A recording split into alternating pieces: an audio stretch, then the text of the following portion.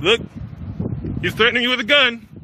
Somebody got a gun? No, you had a gun. You know you pull one out. That's right. Nope, you pull one out. I'm in a vehicle. I'm on a public road. I don't care if you're on a public road. You don't care? You're threatening us. Do you have an ass? Are you gonna hit me with that ass? Move. Are you gonna hit me with that ass? Move. Are you gonna hit me with that ass? Move. You don't belong here. I'm on a public road. Get out of here. I'm on a public I don't road. care. You don't are care? Trespassing. Be at 63802. I saw you grab a gun in your car. Don't worry about it. Yes, he did. You saw it. Don't lie. Don't lie. You know what I was saying to you? God bless you. I don't know what you said. I said God bless you. But is this I don't care. No, it's not baiting. No, I was walking down the public road. Understand? Right. I can't trespass if I'm not on your property. Put yourself No. in No. our position. No. Put yourself in our position. Flee. out of here. Hey, Leave from me. hey, Leave from me. put yourself in Move. Hey, we're not getting baited right now. Back up. No. Back up. See, look. You see him. I don't care if he's coming. Then let the police deal with it. And I'll tell them. Do you I will tell them. understand? I'll Do tell you them. He understand pulled a what gun. you're doing? That brown bag in your car, right? Yeah. You pulled a gun, right? No, he did not. Yeah. Did he not pull it out of his car? Hey. Was it for intimidation or what? What was the It's for problem? protection, Chief. Protection What from was what? the Me on the public road? You're trespassing. Me on the public road? You won't answer. Me on the whole public road? time You've acted like you couldn't understand God English. send you. I understand. God send you. But I asked you God a question. send you. I God understand. send you. Yes, he God does. send you. What are you doing Yes. here? God send you. What are you doing here? God send you. It's obvious. What God are you send really you. doing? I mean, You- hey, let's no. be for real. What are you really doing? No, why did he pull his gun? Be honest. did not. Be honest. Why did he grab it? There was no gun. Hey, can I ask you a question? Nope, let it go. Let it go. Ask you a question? Hey guys, check this out. Not entering this property. You see that brown little bag there? See the He bag? grabbed it. He grabbed it. It's a He brown didn't bag. grab He nothing. grabbed it. He did. Brown bag. Did you not grab it? It's a brown bag. Did you not grab it? Can I brown ask bag. why you can now speak English and you act like you? Why did he pull a weapon? Hey, What if it's God No. sends you, then why are you now acting like you can speak English? Why is he pulling when you a couldn't weapon? this whole time? Why is he pulling a weapon? You're a liar. You are. You're a liar. Did you see, You're a liar. Did you see a weapon You're a come liar. out of that bag? You're a liar. Hey, Did You're a you liar. see that? You're a liar. Hey, Get on my hey, face. 6 hey. feet. Back, 6 feet. Hey, Get hey, on my face. back it up. 6 feet. Hey, can you back up, brother? You jumped in my face. I didn't jump in. You just anybody's walked face. up to me. I'm trying to de-escalate the situation because this He whole walked up- time, did he not just walk you up to could me? Not act. You acted like Did he you not couldn't walk up? speak English. Oh, no, he didn't walk up. Dumbass. Dumbass, you live on the public road? Hey, Yeah. Do Make you sure, have hey, any- make sure there's not a gun in there. do you have any kids? Make sure there's not a gun in there because I got on here that you grabbed it. Don't have disgusting nigger hair. Exactly, you won't. Because all you nasty fucking black bitches have disgusting, fucked up, nappy ass heads. Yuck, bitch. I'll stick to my thick ass, educated, fucking good credit white girls instead of you ashy, dirty, smelly cocoa butter, Section 8 housing living nasty fucking niggers. Bye. Okay, first of all, don't come for me because, ooh, let me not start with you because I'll If I find you and wanted I'll to shoot come your to ass you- up. You know, If I wanted to come to you, that would imply that I want to go to the projects, and nobody wants to go to the projects.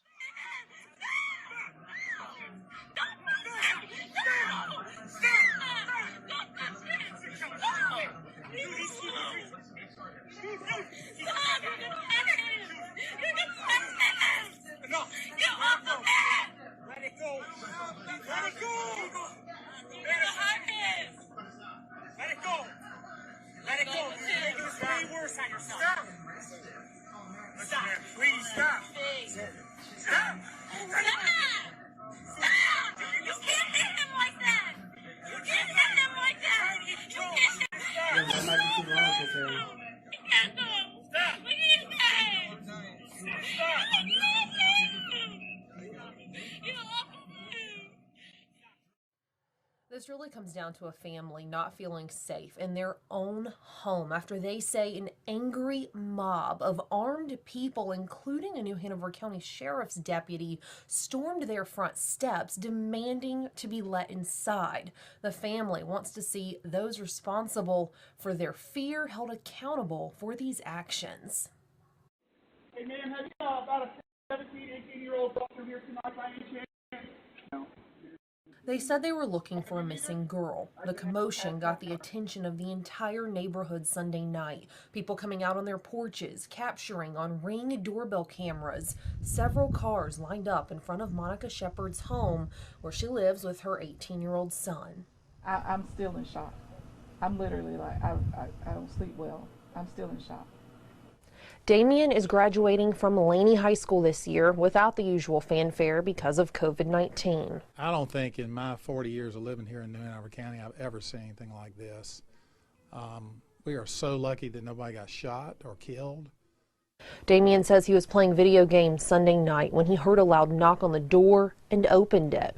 I see these guys in front of me, and they're holding guns, and it looks like there's one in a police uniform. And he's the one that speaks to me first. He says, we're looking for a missing girl. We were given this address, and we were given your name, and we were told that she's here, so we're gonna enter in. The noise woke his mom, who jumped into action, pushing her son out of the door to the other side of the room, fearing he'd be hurt. Coming to the door like that with a mob of people with guns, what do we expect? What were the intentions? Like, what if he was the person that they were looking for? Or what if I was not at home? What would have happened? I don't want to have that conversation. I don't want him to be a statistic. Damien says he told the group they had the wrong guy and the girl wasn't there. His mom says her son repeated his own name, chanting it over and over until it clicked for the group that he wasn't the person they were looking for. But the whole time, of course, I noticed the weapon on the law enforcement's hip, and I didn't know what was going to happen. The Shepherds now want answers for why no one is facing charges, and they want to see the members of the group held responsible. Reporting in Pender County, Anna Phillips, WECT News. Oh, his hair. What happened to his hair? Oh, I don't know. His head is busted.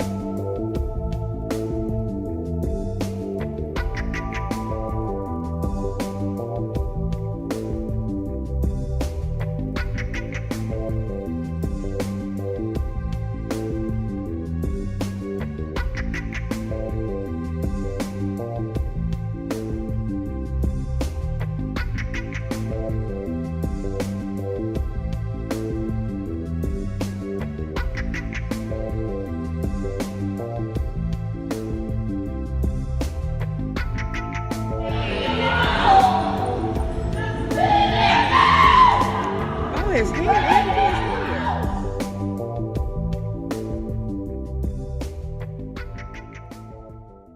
I'm trying to leave, and I got the super neighbor over here blocking me in.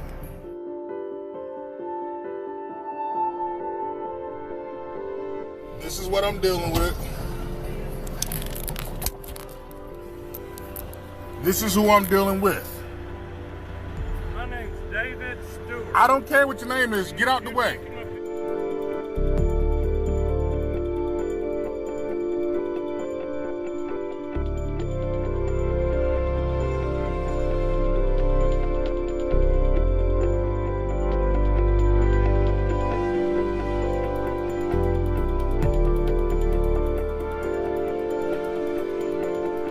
Can you tell him to hang up and move so I can leave? Thank you.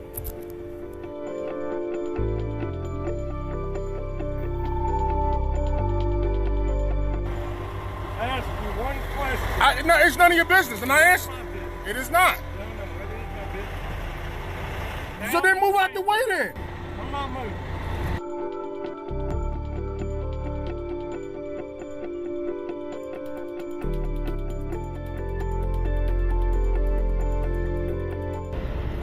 Tom, it's a bad day. I got the president of the Homeowners Association over here at this last stop, got me blocked in so I can't leave, and he called the cops.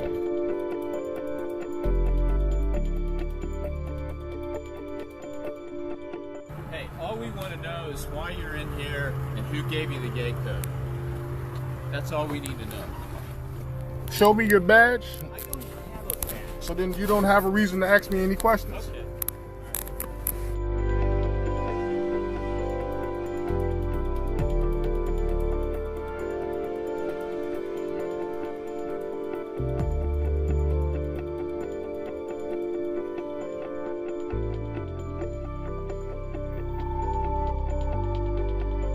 He said he was calling to talk to the police to let them know they have to come out. But I didn't want to move right away, just in case it made it seem like I was trying to flee the scene or something like that.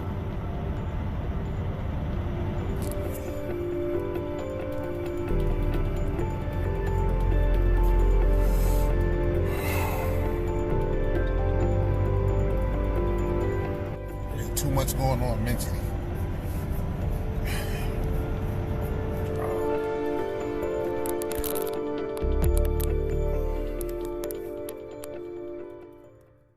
What started as a typical day of getting mail for a grandmother at a mailbox like this turned into an assault here in the Howes Lake community.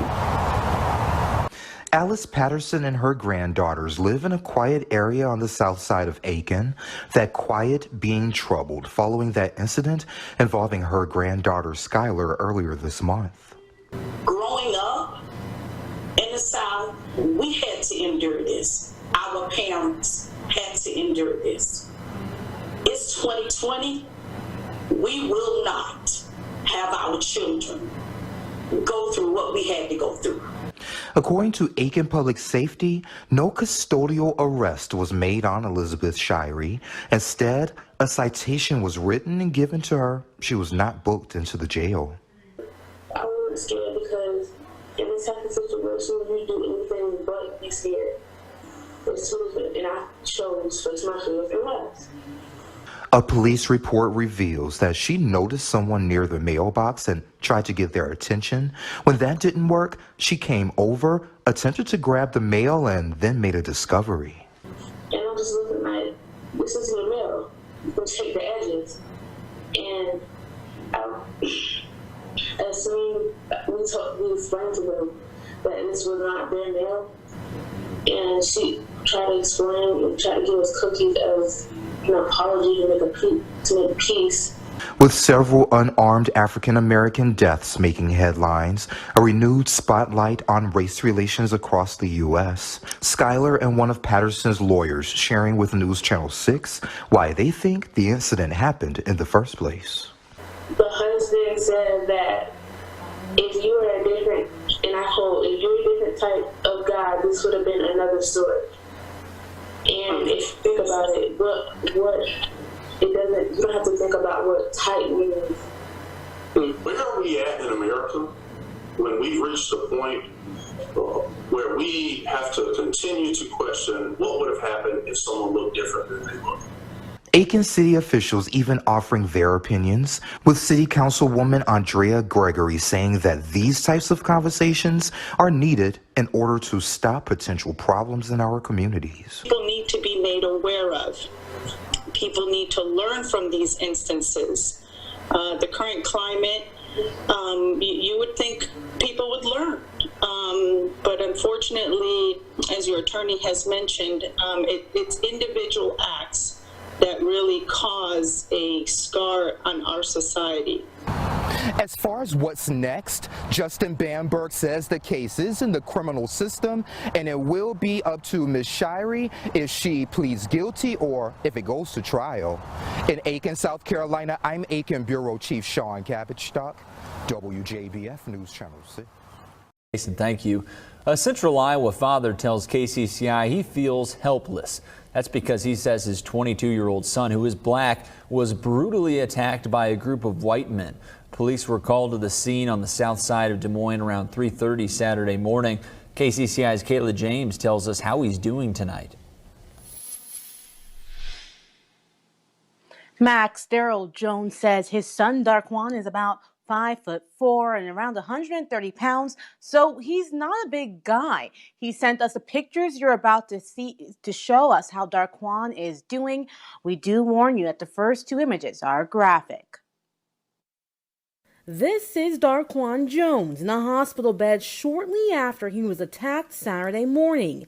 And this is him on Sunday, stitched up and back home. But his father, Daryl Jones, says he has a long recovery ahead following the attack. For you to hold him up in a chokehold and break his face in 5 places and break his arm and the wrist, that's not young guys. Police say Jones described the men who attacked him as being white, and one yelled racial slurs. Daryl Jones tells KCCI his son was coming home from his girlfriend's house to get ready for work when he was attacked. When he saw his son again, it was at the hospital. He says, "Dad, why did this happen to me?" And I couldn't answer back. It brought tears to my eyes. Daryl Jones says his son was in higher spirits on Sunday. He got to see his little brother and his sister, and he was smiling. But he, like both the state and local NAACP chapters and the Des Moines Police Department, want answers. The police are investigating as a serious assault. The motive will determine whether it was a hate crime or not. Daryl Jones only wants one outcome from this. Regardless if he was black, white, Mexican, Puerto Rican, I just want justice. Justice, and for something like this to never happen again. Brianna was killed on March the 13th, and none of us have heard about it because there is no video. The family of the victim shot in an officer-involved shooting on Friday morning is speaking out, naming 26-year-old Breonna Taylor as the woman who died when officers say they were executing a drug search warrant.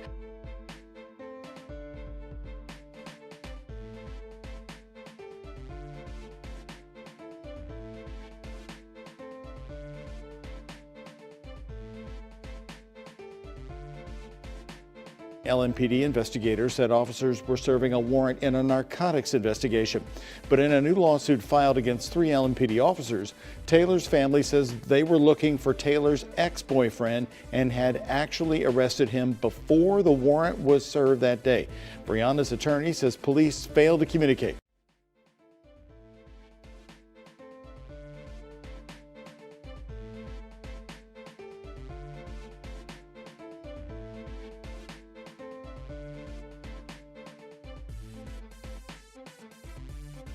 Brianna was killed on March the 13th, and none of us have heard about it because there is no video.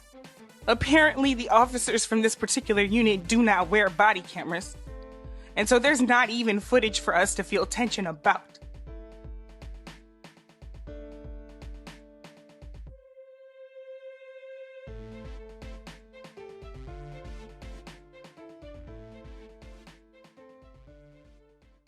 Police did eventually arrest 2 suspects, but it was days after this video of the fatal shooting emerged. Gregory McMichael and his son Travis were charged with murder and aggravated assault. No justice, no peace. The case has reignited the national debate over racial violence. I'm sure you saw the news about Ahmaud Arbery. It looks like murder. The American public saw the video. What exactly happened in the last moments of Mr. Arbery's life? Using security camera footage, cell phone video, and 911 calls and logs, The Times has reconstructed the critical 12 minutes from when Mr. Arbery appeared on Satilla Drive to his death less than 300 yards away. It's around 1 p.m. on February 23rd when Ahmaud Arbery is out, less than 2 miles from his home. A security camera at 219 Satilla Drive is recording when Mr. Arbery enters the frame at around 1:04 p.m. He may have been jogging in the area, but he stops on the front lawn of 220 Satilla, a house being built across the street. Arbery glances around and wanders into the open construction site. Inside, security footage briefly captures him looking around. Meanwhile, outside, a neighbour walks from Jones Road towards Satilla Drive and calls 911. There's a guy in the house right now. The house under construction. 219 or 220 Satilla Drive. The neighbour waits by the street corner. He will later tell the dispatcher that Arbery resembles a recent trespasser in the area. He's been caught on the camera a bunch before at night. It's kind of an ongoing thing out here. Black guy, white t-shirt. On multiple occasions before February 23rd, several trespassers were caught on camera at 220 Satilla. The owner routinely alerted the police. On 4 occasions, what appears to be the same man was filmed. It's unclear if this was Arbery, but even if it were, this does not justify his shooting by neighbours outside on the street. The site's owner says nothing was ever stolen from the house during these incidents, or on February 23rd, and no property was ever damaged. But neighbours were aware of the trespasses, and the community was on alert. Now, back to the day in question. It's 1:08 p.m. and Arbery is walking around inside the house. 4 minutes after he entered, he walks out and runs off.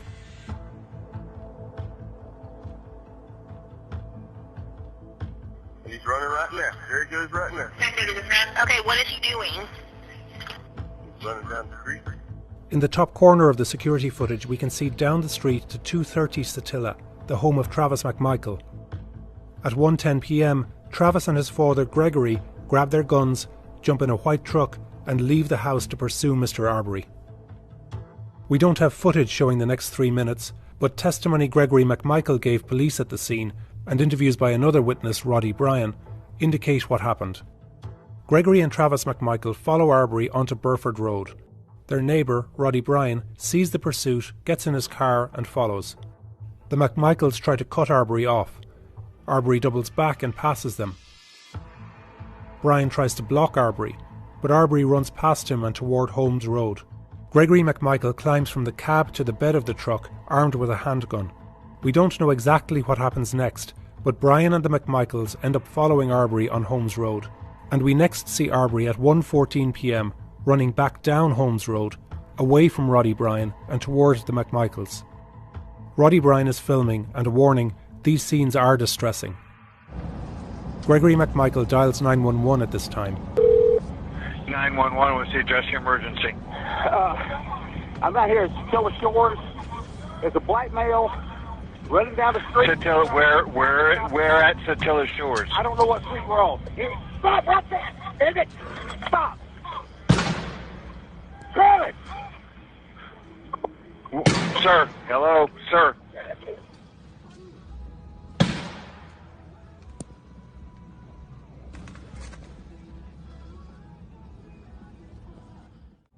Let's watch this back and break down what happens. This is Arbery. He has been running from the vehicles for almost 4 minutes. Travis is standing by the driver's side of the truck, armed with a shotgun. Gregory is in the bed of the truck on the 911 call. Arbery doesn't know where to run. He veers right, then left, and then darts around the right side of the vehicle. Arbery comes around the front of the truck. We see his white t-shirt through the windshield. And here is Travis, now leaning toward him. This is the instant the first shot is fired. Arbery is hit in the chest, his right lung, ribs and sternum are injured. The two men wrestle over the gun, Gregory shouts. Travis! Arbery punches Travis. In the back of the truck, Gregory drops the cell phone. A second blast goes off, out of frame, but we see the shotgun smoke here. Arbery is heavily bleeding. He throws another punch. Travis fires a final shot, which hits Arbery in his left upper chest. Travis walks away, holding his gun. Gregory gets off the truck, clutching his .357 Magnum. According to the police report, Gregory rolled Arbery over to see if he had a weapon. He did not. Police officers arrive within seconds of the shooting. And a minute or so later, at 1:16 p.m, police officer Orr Minshew reports 2 subjects on Holmes Road, shots fired, male on ground, bleeding out. The police took Gregory McMichael's testimony and let the 2 men go. But now the McMichaels both face serious charges.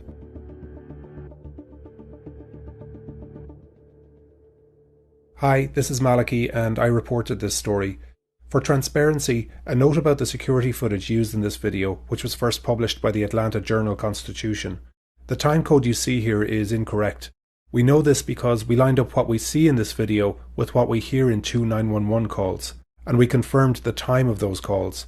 These details and police logs also allowed us to determine that Gregory McMichael called 911 from his son's phone just before the fatal shooting. So in this video, we used the real time that events happened. Thank you for watching.